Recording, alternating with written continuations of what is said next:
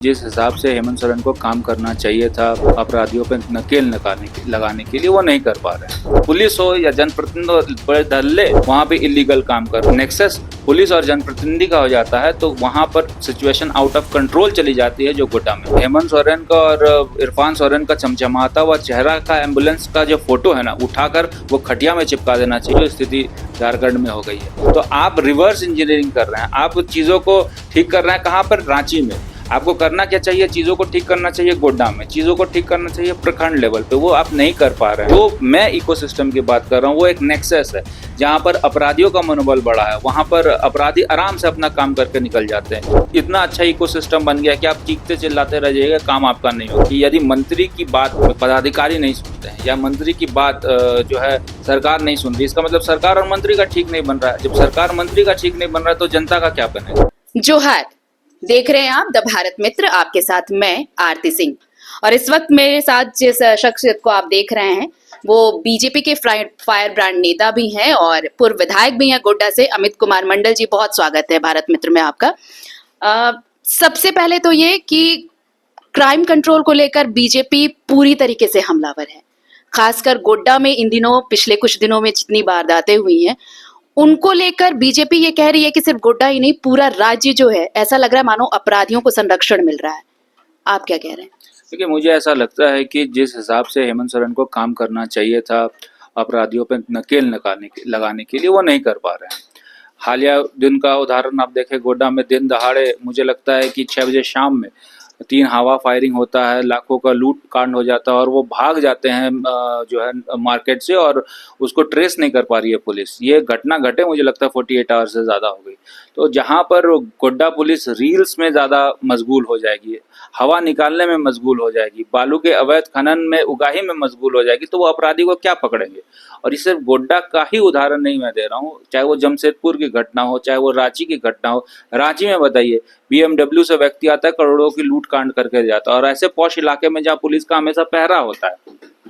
तो जब पुलिस का खौफ अपराधियों से हट जाएगा तो इस तरह की स्थिति उत्पन्न होगी जो गोड्डा में आपको देखने को मिला, जो रांची में, जो जमशेदपुर में। इतना ही नहीं, हालिया दिनों में गैंग रेप की घटनाएं भी बहुत हो गई है, रेप की घटनाएं बहुत हो गई, महिलाओं के साथ छेड़छाड़ की घटनाएं, हुंड्रू फॉल की, कहाँ पे मैं देख रहा था कि चेस करते हुए दशम फॉल के पास। तो जब इस तरह का प्रवृत्ति में, दशम फॉल वाला मैं करेक्ट करूंगी, उसमें मामला कुछ और निकला था। नहीं, जो भी है वो तो आप मान के चलिए कि महिलाओं के साथ अगर इस तरह का दहशत का माहौल आ जाता है, उत्पन्न होता है, मैं इस पे फोकस कर रहा हूँ कि दहशत का माहौल आ जाता है तो अच्छा चीज भी कभी कभी खराब लगता है। और जब ऐसी स्थिति उत्पन्न होती है तो अविश्वास का जो है वातावरण बढ़ जाता है, जो सही भी काम कर रहा है उसको भी आप गलत समझने लग जाते हैं। जो सारा का सारा मसला है वो इसलिए मैं कह रहा हूँ कि बहुत ही चिंताजनक है, क्योंकि यहाँ पर कोई भी सुरक्षित नहीं है। अच्छा, इसके पीछे का कारण आप देखिए, कारण क्या है? हेमंत सोरेन की सरकार का जो सेंटर है, उगाही सेंटर है, वहाँ के जो पदाधिकारी हैं वो पैसा दे के जिला जा रहे हैं। जब पैसा दे के जिला जा रहे हैं तो 1 करोड़ देते हैं, 2 करोड़ की उगाही करते हैं। 2 करोड़ की उगाही कहाँ से करेंगे? वो थाना प्रभारी से करेंगे। थाना प्रभारी कहाँ से करेगा? वो बालू से करेगा, गिट्टी से करेगा, आम जनता से करेगा, जमीन की दलाली से करेगा। और अमूमन यही सब चीज पूरे झारखंड में चल रहा है। अब आप समझ रहे हैं कि नीचे जो जनता को दिक्कतें हो रही है वो कहाँ से दिक्कतें पैदा हो रही है? वो जा रहा है थाना में तो पैसे की मांग हो रही है, जमीन की दलाली में पैसे की मांग हो रही है, आपसी रंजिश हो गया, पैसे में मांग हो रही है, गलत FIR हो गया, पैसे में मांग हो रही है। पैसे का कौन कलेक्शन कर रहा है? थाना प्रभारी कर रहा है। थाना किसको दे रहा है? SP को दे रहा है। SP किसको दे रहा है? सरकार को दे रही है। यही पूरे झारखंड में चल रहा है। ये इकोसिस्टम के कारण अपराध बढ़ा है, और इस इकोसिस्टम को जब तक आप ध्वस्त नहीं कीजिएगा तो अपराधी का मनोबल बढ़ता रहेगा। रघुवर दास की सरकार में कानून का राज था, और इसी के कारण है कि रघुवर दास की सरकार में आप देखें अपराधियों का जो मनोबल गिरा रहता था, और इस सरकार में अपराधियों का मनोबल बढ़ा हुआ है। गोड्डा में जिस तरीके से वारदात हुई है वो खुलेआम फायरिंग करते हुए निकल रहे हैं, और ये पहली दफा नहीं था। पिछले 15 से 20 दिनों में या फिर 1 महीने की हम बात कर लें तो ये दूसरी या तीसरी ऐसी वारदात थी। ऐसा क्या है कि क्राइम वहां पर आउट ऑफ कंट्रोल है, और खासकर जो सर्राफा व्यापारी हैं, कारोबारी हैं, वो अपराधियों के निशाने पर हैं। और इस बार की तो घटना तो थाने से कुछ दूरी पर ही हुई है। मुझे ऐसा लगता है कि गोड्डा में स्थिति और भयावह हो गई है। जनप्रतिनिधि का काम है पुलिस प्रशासन पे लगाम लगाना, और जब जनप्रतिनिधि का लगाम पुलिस प्रशासन से हट जाता है, जब ये जनप्रतिनिधि बोलने लग जाता है, अभी आप ही के न्यूज चैनल में मैं देख रहा था कि संजय यादव जी माननीय मंत्री है गोड्डा के, वो बोल रहे हैं कि थाना प्रभारी मेरी बात नहीं सुन रहा। अरे आप एक मंत्री हैं, आपकी बात थाना प्रभारी नहीं सुन रहा है, हो ही नहीं सकता ऐसा। एसपी से आपकी बात नहीं हो रही, क्यों नहीं हो रही है एसपी से आपकी बात? आप तो मंत्री हैं, गद्दावर मंत्री हैं, गद्दावर नेता हैं।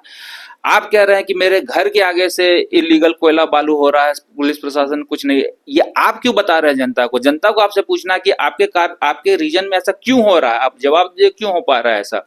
तमाम इससे पहले मुझे लगता है कि 1-1.5 महीने पहले की बात है, जब पूरा गोड्डा बालू को लेकर बदनाम हुआ, महालक्ष्मी की नाम आई, इलीगल माइनिंग की बात आई, प्रदीप यादव जी ने स्टेटमेंट दिया, मेरा प्रेस कॉन्फ्रेंस हुआ, तब जाके ये स्थिति वहां पे थोड़ी सी कंट्रोल में आई। तो पुलिस हो या जनप्रतिनिधि बड़े धल्ले वहां पे इलीगल काम कर रहे हैं, और जब नेक्सस पुलिस और जनप्रतिनिधि का हो जाता है तो वहां पर सिचुएशन आउट ऑफ कंट्रोल चली जाती है, जो गोड्डा में हो गई। अच्छा, मंत्री जी की बात कही आपने कि मंत्री की बात नहीं सुनते हैं, एसपी और बाकी अधिकारी भी नहीं सुन रहे। सिर्फ हम अगर क्राइम सेक्टर को छोड़ भी दे तो आप हेल्थ सेक्टर में भी आ जाइए, गोड्डा को छोड़िए, कहीं भी हमेशा हम ये बात कहते हैं कि बजाय जो आप बड़े इंफ्रास्ट्रक्चर की तैयारी कर रहे हैं, हमारा जो बेसिक रूट्स है, जो बेसिक इंफ्रास्ट्रक्चर है, क्यों ना हम उसको प्रमोट करें, क्यों ना हम उसे बेहतर करें। और यही वजह है कि देखिए पोटका में जिस तरीके से ब्रेन मलेरिया है, वहां पे लोग रिम्स नहीं पहुंच पा रहे हैं, मौत हो जा रही है। अभी भी आंकड़ा रोज बढ़ रहा है, आज भी एक मौत हुई है। दूसरी तरफ खाट एम्बुलेंस खूब पॉपुलर हो रहा है झारखंड में। अभी तो कल परसों की मुझे लगता है कि घटना आई है, जो मैं देख रहा था गिरिडीह के पीरटांड़ की है, जहाँ पे खाट एम्बुलेंस का, मुझे लगता है कि ये हेमंत सोरेन का और इरफान सोरेन का चमचमाता हुआ चेहरा का एम्बुलेंस का जो फोटो है ना, उठाकर वो खटिया में चिपका देना चाहिए और उस खटिया से एम्बुलेंस का उसको स्वरूप दे देना चाहिए, जो स्थिति झारखंड में हो गई है। आप रिम्स टू कर रहे हैं। आप बताइए ना कि सदर हॉस्पिटल गोड्डा का हो, देवघर का हो, दुमका का हो, पाकुड़ का हो, उसको आपने ठीक करने के लिए क्या किया? आपने वहां पर अगर चीजों को ठीक कर लिया होता तो 5,000 करोड़ का जो रिम्स 2 बना रहे हैं, 800 करोड़ देके आप पूरे संताल में एक अच्छा सा हॉस्पिटल, आप तो वहां का दुमका का मेडिकल कॉलेज नहीं खुलवा पा रहे हैं ठीक से, दुमका का मेडिकल कॉलेज चलवा नहीं पा रहे हैं ठीक से, तो आप रिम्स 2 बनाने की बात कर रहे हैं। और जो सुंदर पहाड़ी जो सुदूर क्षेत्र है संताल का, वहां से व्यक्ति आएगा रिम्स 2 कि वो दुमका चला जाएगा या गोड्डा आ जाएगा हेडक्वार्टर, वहां पे इलाज अच्छा होना चाहिए। तो आप रिवर्स इंजीनियरिंग कर रहे हैं, आप चीजों को ठीक कर रहे हैं कहां पर? रांची में। आपको करना क्या चाहिए? चीजों को ठीक करना चाहिए गोड्डा में, चीजों को ठीक करना चाहिए प्रखंड लेवल पे, वो आप नहीं कर पा रहे हैं। ये जो पूरा इकोसिस्टम है और ये जो पूरा स्वास्थ्य व्यवस्था चल रहा है, ये खुद ही स्ट्रेचर पे चल रहा है, इसको खुद ही एम्बुलेंस की आवश्यकता है। ये कब मर जाएगा ये इकोसिस्टम पूरा झारखंड का स्वास्थ्य व्यवस्था का, ये कहना मुश्किल है। ये जैसे तैसे चल रहा है, आपका विवाद हो जाता है डायरेक्टर से, रिम्स के डायरेक्टर से। सर्वविदित है कि रिम्स का डायरेक्टर आपको इलीगल काम करने के लिए नहीं दे रहा है। तो जब ऐसी ऐसी छोटी छोटी चीजें आने लग जाएगी तो आप समझ सकते हैं कि जो स्वास्थ्य विभाग का क्या स्थिति हो गया। दूसरे विभाग को लीजिए, मैं नहीं जाऊंगा, दूसरे विभाग का बहुत ज्यादा कनेक्शन जनता से नहीं होता, लेकिन स्वास्थ्य विभाग हो, अपराध हो, पेंशन हो, जन कल्याणकारी योजना हो, तमाम ऐसी योजनाओं में, तमाम ऐसे विभाग में सरकार विफल दिख रही है। बीइंग अमित मंडल, पिछली बार आपको मौका नहीं मिला, इस बार आप पुरजोर कोशिश भी कर रहे हैं। गोड्डा में ऐसे बहुत सारे मामले हैं, चाहे वो क्राइम ले लीजिए, हेल्थ ले लीजिए, या फिर जो पेंशन वेंशन की बात आप कह रहे हैं। इनफैक्ट आप पीडीएस वाला भी मामला देखिए कि कितने परेशान है डीलर। इन सब मामलों को लेकर बहुत बड़ी चुनौती होगी अगर मौका मिलता है तो, लेकिन उस मौके को पाने के लिए अमित मंडल कैसे तैयार हैं? देखिए, मैं तो चाहे मैं जीता हुआ विधायक था, अभी हारा हुआ हूँ, लेकिन मैं अभी भी जनता के बीच में हूँ और जनता के दुख सुख में उनके साथ खड़ा हूँ। मुझे याद है कि कई ऐसी घटनाएं घटी हैं जहां पर वो मंत्री के दरवाजे पे जाके थक गया है व्यक्ति, और वो थक हार के मेरे पास आया तो उसका काम हुआ है। मुझे लगता है कि एक बसंतराय प्रखंड है, अल्पसंख्यक प्रखंड है गोड्डा का, वहां पे राहा में एक दलित परिवार के बच्चे को है भगा के ले गया था कि मुस्लिम परिवार का कोई युवक, वो दर दर की ठोकर खा के वो मेरे पास अंततः गतवा पहुंचा। मैंने पूछा कि क्या हुआ है, उसने कहा कि मैं मंत्री के पास गया, मैं एसपी के पास गया, कहीं ना मैंने डीजीपी से बात की और डीजीपी ने तुरंत एक्शन लिया। उस समय अनुराग गुप्ता जी थे डीजीपी, और उसकी रिकवरी हुई बच्चे की। आप बताइए कि छोटा सा चीज है, उस पर अगर वहां का जनप्रतिनिधि एक्ट नहीं करेगा तो वो किसके पास जाएगा? किसी का एब्डक्शन हो जाता है, अपहरण हो जाता है, उसके लिए मुझे पुलिस प्रशासन के पास जाना पड़ता है। अभी हालिया दिनों में वहां पे एक हिंदू समाज का कब्रिस्तान है, शमशान है, उसका घेराबंदी करने के लिए कब्रिस्तान के लोग आमादा हो गए। मंत्री का संरक्षण है, वहाँ के जो पदाधिकारी वो बात नहीं सुन रहे, वो मजबूरन मेरे पास आएगा, और जब वो मेरे पास आएगा तो मेरा कर्तव्य बनता है, हारा हुआ विधायक ही भली, लेकिन मैं जनप्रतिनिधि तो हूँ। और मुझे ऐसा लगता है कि तमाम छोटी से बड़े बड़ी चीजों में अगर एक जनप्रतिनिधि एक्ट करेगा तो चीजें होगी ही नहीं, समस्याएं होंगी ही नहीं, और जब उनको छोड़ दिया जाएगा तो समस्याओं का अंबार लग जाएगा, जो कि गोड्डा में हो गया। लेकिन बावजूद इसके मैं चाहता हूं कि क्षेत्र की जनता का काम हो, और उसके लिए मैं तत्पर तैयार एक आखिरी सवाल, आप बार बार एक इकोसिस्टम की बात कर रहे हैं, चाहे वो क्राइम को लेकर हो या फिर बाकी चीजों को लेकर, और एक बहुत बड़ी बात की मंत्री के अधिकारी नहीं सुन रहे हैं। क्यों? ये इकोसिस्टम का क्या फंडा है और क्यों नहीं सुन पा रहे अधिकारी? क्या ऐसा नहीं है कि बीजेपी के रेजिम में ये सारी चीजें बहुत टाइट थी, बहुत व्यवस्थित थी, मैनेज बहुत अच्छे तरीके से हो रहा था, और इस गवर्नमेंट में नहीं हो रहा है? इनफैक्ट हेमंत सरकार के जो मंत्री हैं वो इसलिए कहा क्योंकि इकोसिस्टम क्या होता है, एक ऐसा सिचुएशन बन जाता है जहां पर चीजें अपने आप पनपने लग जाती है, उसको एक ऐसा एनवायरनमेंट मिल जाता है। अब वो नेगेटिव भी हो सकता है, पॉजिटिव भी हो सकता है। जो मैं इकोसिस्टम की बात कर रहा हूँ वो एक नेक्सस है, जहां पर अपराधियों का मनोबल बढ़ा है, वहां पर अपराधी आराम से अपना काम करके निकल जाते हैं।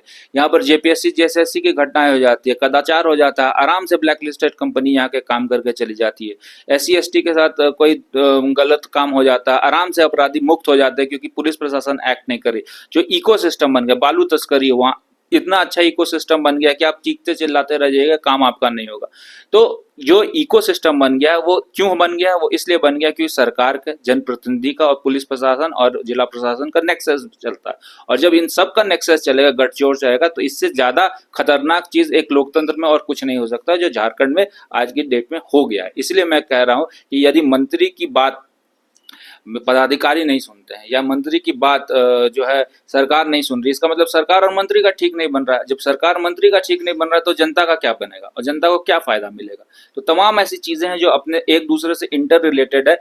एक चक्का जब चलना बंद हो जाता है तो उसका प्रभाव दूसरे चक्के पे चलता है, और जब दूसरे चक्के पे इसका प्रभाव जाएगा तो पूरा गाड़ी पलट जाएगा, और ये झारखंड की सरकार है जो पलटने की स्थिति में है। चलिए, बहुत बहुत शुक्रिया हमारे साथ जुड़ने के लिए। अमित मंडल थे हमारे साथ। और देखिए, ये जिस इकोसिस्टम की बात कर रहे हैं, अगर वो इकोसिस्टम यूं ही चलता रहा तो झारखंड कभी भी विकास की राह पर नहीं चल पाएगा, और इसके लिए सोचने की जरूरत हम सभी को है।